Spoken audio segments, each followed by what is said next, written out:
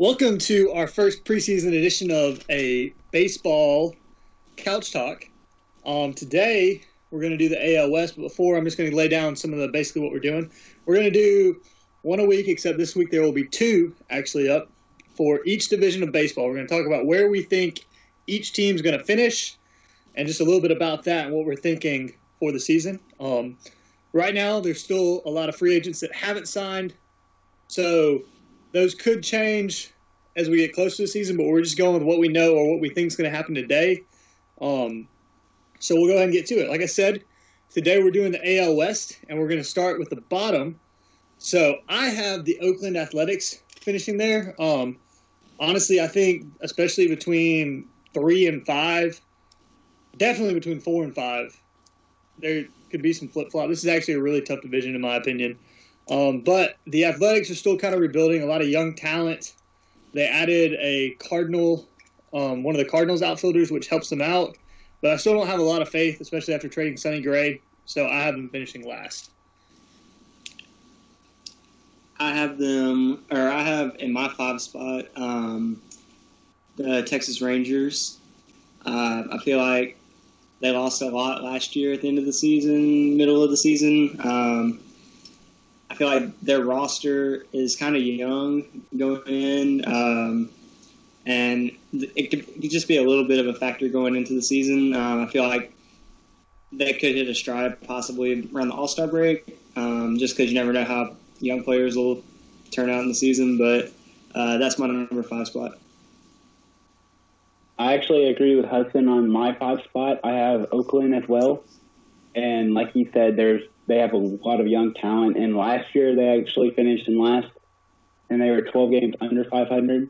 So I think it's going to be around the same thing this year, and they're going to finish last.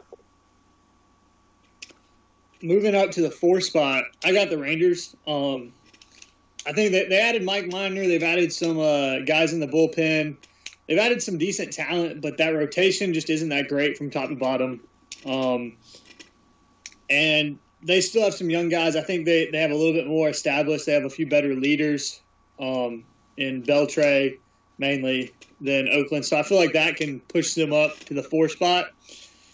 But like I said, especially between the Rangers and the Athletics, there could be a lot of flip-flop as the season goes along. I actually have the Rangers finishing 4th as well. But I think that the 3 and the 4 spot could be pretty similar like they were last year when they both finished with the same record. I just think that Texas will not be able to do any better than Seattle.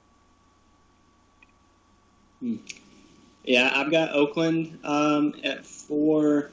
As much as I hate to say that because Oakland's my second favorite baseball team, but they added Piscotty in the outfield, re-signed Chris Davis. But that pitching still, like you said, without Sonny Gray, that rotation's not very strong.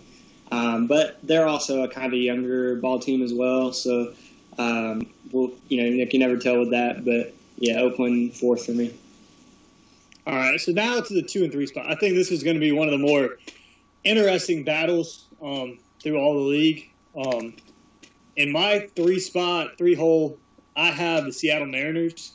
It's been a long time since they made the playoffs, and they've actually had some really good teams that just didn't make it to the playoffs.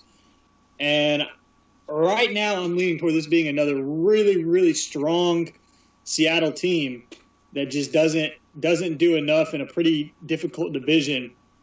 I think their rotation's pretty good, especially if they can get a strong rebound from Felix Hernandez. And the lineup could be very strong between Zunino kind of hitting a stride late last season. Obviously, they've still got Nelson Cruz, Robinson Cano, just a lot of strong guys, Kyle Seager. And then starting out the year with, I believe it's Healy that they got from the Athletics at first base, but then they have White in the minors that could come up and be a really strong addition. So it's tough, but I'm going to go ahead and throw Mariners down at a 3 spot. Riley, what do you got for this one? I'm going to differ just a little bit and say the Angels at 3. I feel like they're a strong ball team. I feel like the top 3 in this division could all pose threats to taking this division.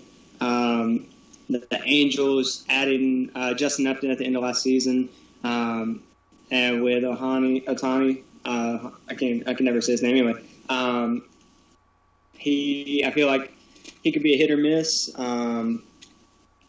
especially with him coming in as a pitcher. So it'll just wait to see. I mean, they've got Mike Trout, debatably one of the best players in baseball, so that never hurts. I also have Seattle finishing third. Last year they were 6 games under 500, so I actually think they're going to improve on that a little bit and maybe be exactly at 500. But I think the Angels will be better than them, so I put Seattle at third. Yeah. Talking about the Angels, obviously I've got the Angels at 2. I think everyone can guess who we're all going to put at number 1 in this division. But to correct Riley on one thing, Mike Trout is the best player in baseball, and that's the big thing that I believe gives the edge to the Angels over the Mariners. If Otani can come in and really do kind of what's expected of him in his pitching, I'm not real worried about his bat. I think that can be gravy, but it's not going to be a real game changer, especially for an Angels team.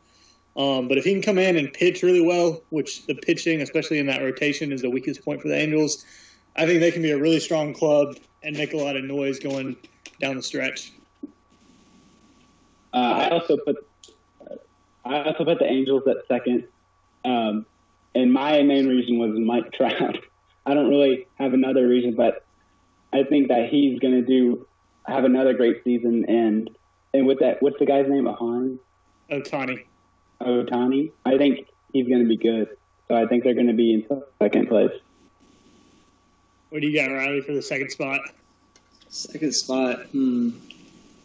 I mean, I'm going Seattle. I think Seattle has the pieces to put together a good season this year, adding D. Gordon, even though he's playing center field.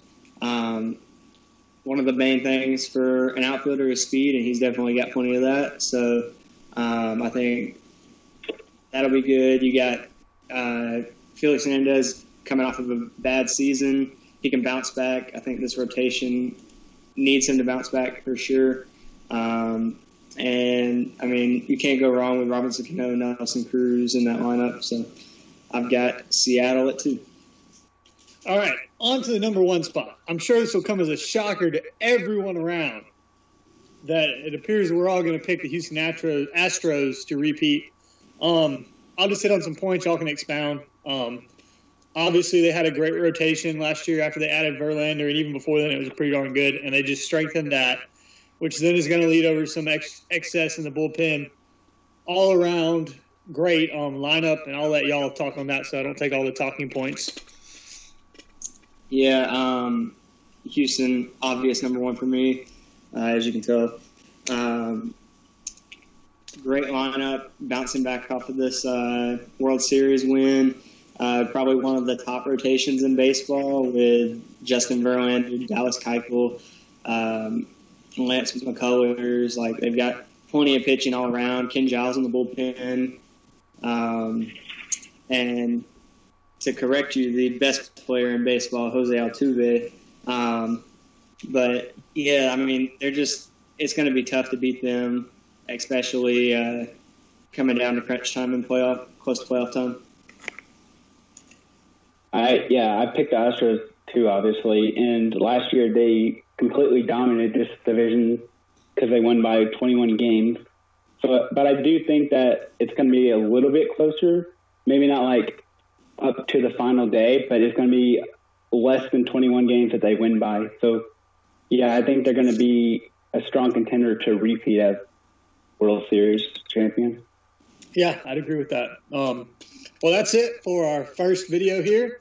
I hope you enjoyed it. Feel free to leave us some comments and let us know what you think, and tune in for the next video.